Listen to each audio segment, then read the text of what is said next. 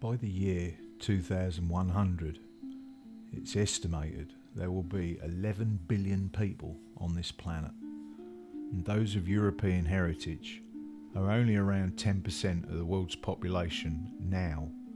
Some estimates say as little as 8%.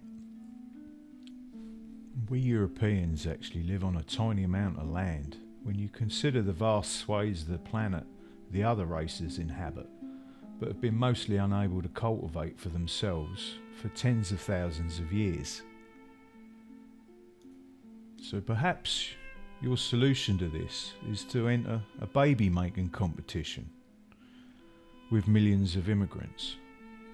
Well, not only are there hundreds of thousands still coming here every year through immigration, they're having far more children than us. And what about the population and space? Space in all our institutions that our ancestors built for us and for our children to inherit. Space in our own country, in our own land. Well, perhaps you'll be dead anyway, right? So what does it matter? What you should consider is your family in the future, their children, your grandchildren, and what sort of life you're setting them up for. As the people who are like you become less, and the people coming from other places with different cultures become more, so their culture will dominate.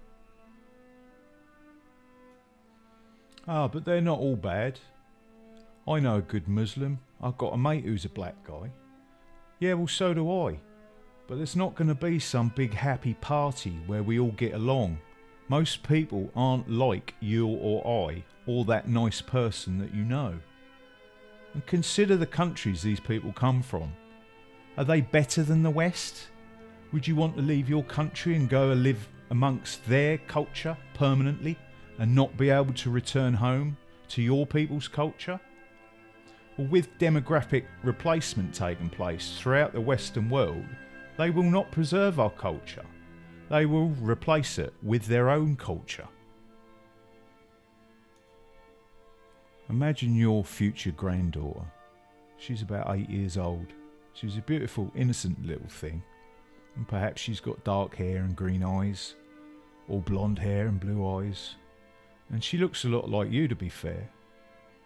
And she's made from the blood of your ancestors at the end of the day, which has been virtually genetically unchanged for over 12,000 years. And she is a part of you, and you are a part of her. Now imagine moving with that beautiful little girl to Pakistan and letting her play out on the street you now live on. And how do you feel about that idea? Do you think that might be a bit dangerous for her? And this is what your grandchildren will face here through demographic replacement. And perhaps you don't have children, you're not going to have any. But what about your nieces, nephews, even your extended race's family, the other innocent little children who are going to suffer through this? And those that already have suffered. Well, this is what our grandchildren will face here. Through demographic replacement, they will become minorities in their own people's lands with nowhere to run and nowhere to play safely. And in this future, the history books and media will demonise that little girl for everything.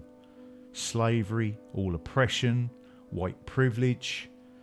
They will be an even smaller minority than we are now, outvoted in their own lands.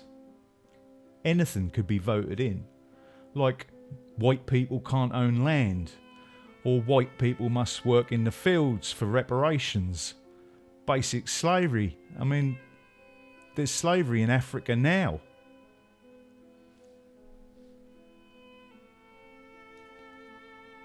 It was the European people that took out massive loans that we only finished paying in 2015 that ended the transatlantic slave trade. The Africans didn't end it. The Indians didn't end it. The Chinese didn't end it. And finally, How many of your ancestors died covered in filth, face down in the dirt? And don't be under any false pretences that they didn't endure hardships for you, for your comfort and safety, because they probably knew what the world was really like. Harsh and crueler still if we are weak.